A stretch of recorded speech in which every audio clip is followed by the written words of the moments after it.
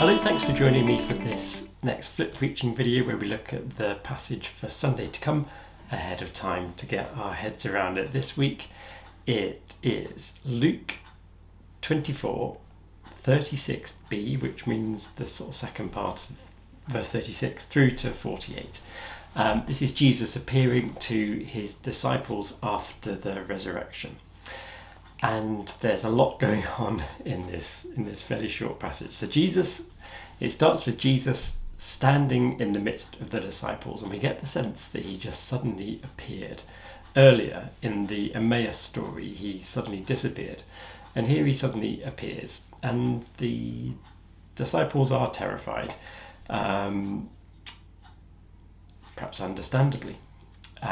Jesus' first words to them, though, before we hear that they're terrified, Jesus says, "Peace to you." And this is a really significant word. In Luke's gospel, peace kind of means salvation. It means everything is going to be okay. Drawing on the Old Testament idea of shalom, where everything is going to be restored. In Ezekiel 34, 25 to 29, we get this sense that one day God will make everything right, and it's a very physical sense of shalom. It talks about people can live in the wild and sleep in the woods without fear of wild animals. There will be showers of blessing, fruit on the trees, people no longer being enslaved, splendid vegetation. It's a very physical sense of this world being put right, not being taken off to some floaty cloud heaven. This is the world being put right, and this is what God does in the resurrection. Begins to put everything right, and eventually God will make his home here among us.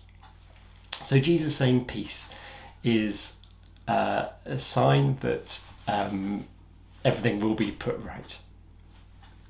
But the disciples are still terrified because everything is not quite right among them. Everything will be, but it isn't quite yet. Jesus wants to prove to the disciples that it's him. It's not a ghost or an apparition, which seems to be something that they kind of assume. So he does that in two ways. He invites them to touch his wounds, very similar to last week with the story of Thomas. And in a kind of more beautiful way, he says, "Have you got anything to eat?" And he eats some fish with them. Again, this is similar to John 21, where we get Jesus with his barbecue on the beach, cooking fish for the disciples who are out in a boat. There's so much going on here about Jesus showing that he's a person, he's real, he's he's there. He's not just a ghost. Then Jesus goes on to talk about how the scriptures have been speaking about him all the time. He says, "Then he opened their minds to understand the scriptures."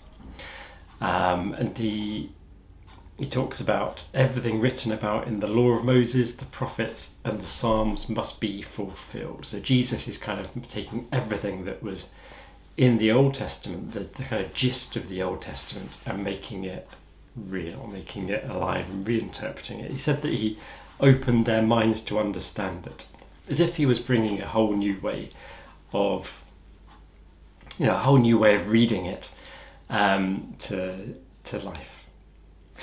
He says that it's written that the Messiah is to suffer and to rise from the dead on the third day, and that repentance and forgiveness of sins to be proclaimed in his name to all nations, beginning in Jerusalem. Now, it doesn't really say that in the Old Testament. Jesus is playing a bit fast and loose with what the Old Testament says, but that is obviously the core of it. That the Messiah rises from the dead, having suffered. So all suffering is transformed. All we follow in the footsteps. All suffering is made to rise. Everything is restored.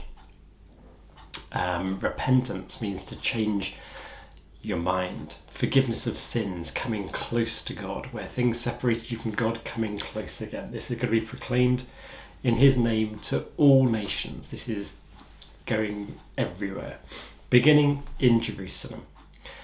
So far in Luke's Gospel, everything's been heading towards Jerusalem. Now he's saying this Jerusalem is the beginning and everything's going to spread outward. This is setting the scene for the book of Acts, which follows on from this same author. So, a few questions, lots in this.